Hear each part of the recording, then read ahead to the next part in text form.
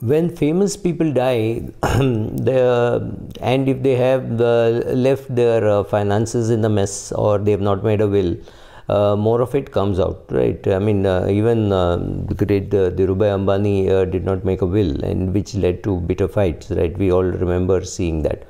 Similarly, there was this pop star called Prince who died, I think, in 2016. And obviously he died without a will, and therefore this topic, and it's a big mess. His whole the attorneys valued it at 82 million US dollars, and the IRS said no, it's not 82 million, it is 162 million. And then after a few $1 million in fees and fights between the heirs and the cousins and all that, they arrive at the figure of 156 million US dollars. And I'm giving you all these numbers from, I think, from Wikipedia. So here was a guy who was not too young when he died, nor was he too old. He was born 1958, he died in 2016, so which means he was about 58 years of age. Which makes him younger than me. So I don't have that kind of wealth, but I still have a will in place. So let us see what are the things that you can do not to lead to such an embarrassment. Like his younger brother, whose step brother died recently, so that is going to add to further mess, which means more legal fees and more delay in the disbursement of the assets. You don't want this to happen, especially if you die young. If you die at 48 and you have children, you want the children to get the money before they grow old, right? Your wife should be able to get the money. There is anxiety in your wife. First of all, there is grief that you have died, and second, there is anxiety. What will happen next month? From where is she going to make the payment, assuming that you have not involved her? So what are the things that you can do to avoid this embarrassment, that when you die, that all the grief doesn't turn to anger, and everybody doesn't come and say, oh my God, what a mess this guy has left, or what the mess this woman has left, right?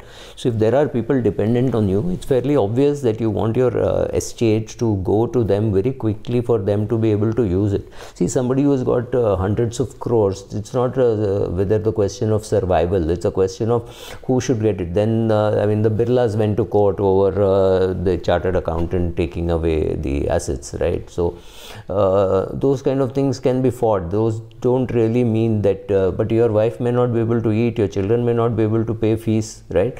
You don't want to create that kind of embarrassment. So what are the things that you can do to avoid this Prince, or I think even Michael Jackson left a big mess.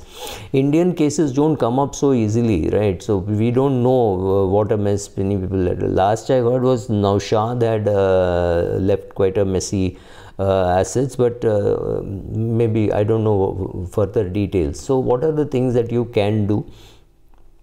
One, do an audit of all your names. Make sure that your names are right in all your documents. I've said this a million times in my video. I've said it on television. I've said it in my blog. I've said it in many places. Get your names right. We are a bureaucratic country.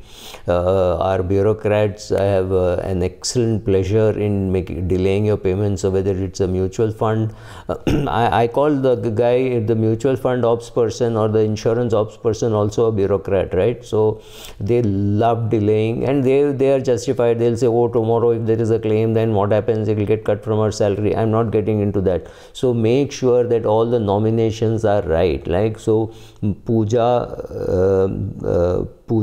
Rasiklal Patel or Pooja R Patel are different, right? So it's very different. So please be careful.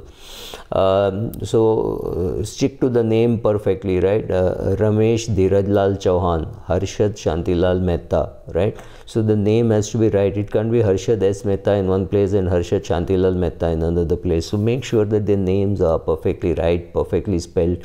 And if you're a woman who has got married and changed the name, make sure that all the documents are changed or all the documents are not changed, right? Be consistent with your name in every document that you have. And if you have children, make sure that the children's names are right, children's passports are right. So Aadhaar card, PAN card, bank account, insurance, mutual fund, your passport, make sure that the name is consistent throughout, right? Second, involve your family. There is no point in saying I've done everything but I have not told this to anybody. So second is to involve your family. Your wife and children should know what you're doing, right? I mean, you could drop dead, you could drop dead, you could be in a coma, if something could happen to you, you may not be able to sign, you may not be able to talk, right? You may have a heart attack, you may be lying in bed. All those things, be prepared for all those things. Good things happen to good people also, bad things happen to bad people, bad things happen to good people. Be ready for all that. Don't think that nothing will happen to you. The next step is, of course, to make a will. I've said about this very many times, so I'm not dwelling too much. So go and make a will. It's not very expensive. When you're younger, you just notarize it. After, if you're 80 plus, then go and get it registered also, right? You don't need to register it. I'm not getting into an argument, do you need to have a written will and okay or no, or should it be typed, should it be, I'm not getting into all that. I've made separate videos on that. Obviously, while you're doing an audit, also make sure that all the assets that you have, all the liabilities that you have is all taken into account when you're sitting with your professional. Don't say, oh, I forgot this, I didn't remember this credit card, I didn't remember this pension plan, I just took it some time ago, I forgot. So, right, so don't do that. So when you know all your assets and liabilities, you obviously will know what is your net worth. Make sure that your wife knows the number to be a reasonably accurate figure, right? It need not be, I mean, if your net worth is 2 crores, she should not think it is 20 crores. If your net worth is 20 crores, she should not think it is 2 crores, right? That's all. So make sure that an approximately, she has an approximate feel of what you have and how much you have and why you have, right? So some kind of a written document about why you have that asset, why you have this insurance policy, why do you have this mutual fund, this is for daughter's wedding, this is for son's wedding, this is for children's education, this is for your retirement, right? Also expect that over a long period of time there could be family dynamics. Today you have 18-year-old son and a 23-year-old daughter. 20 years later they could be married, they would have children. So think of all those dynamics. Don't just say I leave half my property to my son and half my property to my daughter. That's fine, that's right now that is true, but going forward expect some dynamics. Or say I'll make my change when my children get married, and then decide whether you want, like if your son has got married and you die, do you want all the money to go to him or her, or partially, or think of all that. Maybe you want to give it to your son, but you're not so keen to give it to your daughter-in-law. So you say, okay, in case my son predeceases me and my daughter-in-law is the heir, I will give half of this and other half I'll give to my daughter. Whatever it is, think about all this, think of all the possibilities, and anticipate some family dynamics. And when there is any change like a death in the family, make sure that you change your will properly, right? So if your spouse predeceases you, then that has to be incorporated in the will the day she predeceases. Also, what happens is when you are when you're making a will, say maybe you're 55 and you're making a will, your mother is 84 and she's alive, and you think that some portion of your money should also go to her. Maybe she needs it, maybe she doesn't need it.